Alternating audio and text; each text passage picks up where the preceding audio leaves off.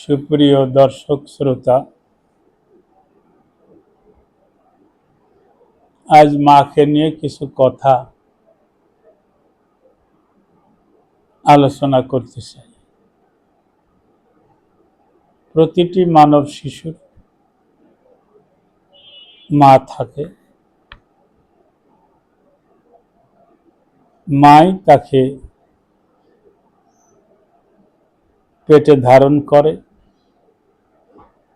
মায়ের গর্ভ থেকেই মানব শিশুর জন্ম হয়। তাই মায়ের চেয়ে আপন আর কেউ দুনিয়ায় নাই। মায়ের রক্তে সন্তানের শরীর গঠিত হয়। সেই রক্তের ধারা সন্তানের শরীরে প্রবাহিত হয়ে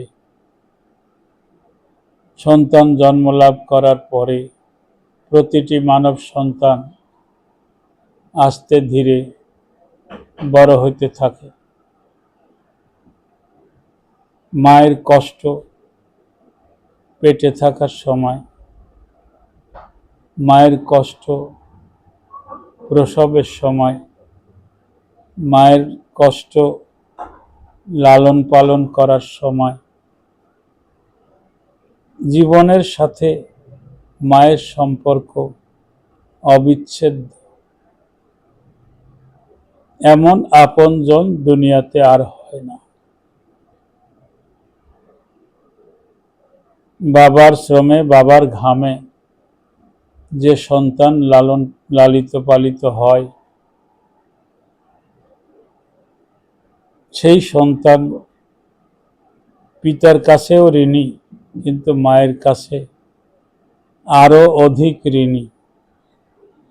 তাই আমাদের নবী হযরত মুহাম্মদ সাল্লাল্লাহু আলাইহি ওয়াসাল্লাম বলেছেন, মায়ের অধিকার বেশি। মায়ের অধিকার 3 বার বলার পরে বাবার অধিকার আসছে। এর থেকে বোঝা যায় যে মাই জীবনের সবচেয়ে বড় শক্তির আধার, ভক্তির আধার, প্রেরণার উৎস। অসহায় জীবনের সময় মাই আগলে রাখে বেশি। তাই মায়ের দেনা, মায়ের ঋণ পরিশোধ করা যায় না। আজ বিশ্ব মা দিবস। সব সন্তানই তার মাকে স্মরণ করার কথা।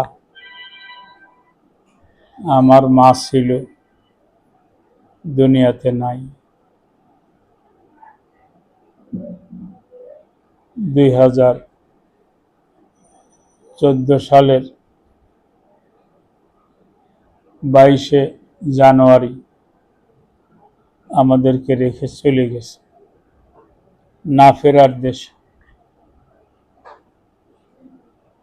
তার স্মৃতি সব সময় আমাদের তাড়িয়ে বেড়ায়।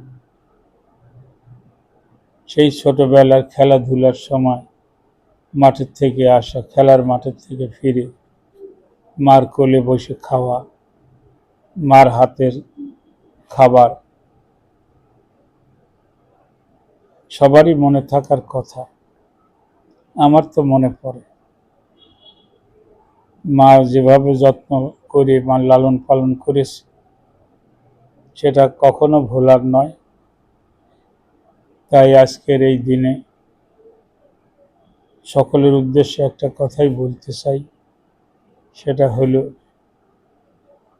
যে কোনো অবস্থায়, ভালো অবস্থায় হোক মন্দ অবস্থায় হোক, মাকে সম্মান দিতে হবে। মায়ের কথা ভাবতে হবে। যারা চলে গেছে, যাদের মা নাই, মায়ের জন্য দোয়া করতে হবে। যাদের মা আছে জীবিত, তাদের সাথে ভালো ব্যবহার করতে হবে, সৎ ব্যবহার করতে হবে, তাদের সেবা যত্ন করতে হবে, তাদের সাথে নরম ভাষায় কথা বলতে হবে। সবাইকে ধন্যবাদ।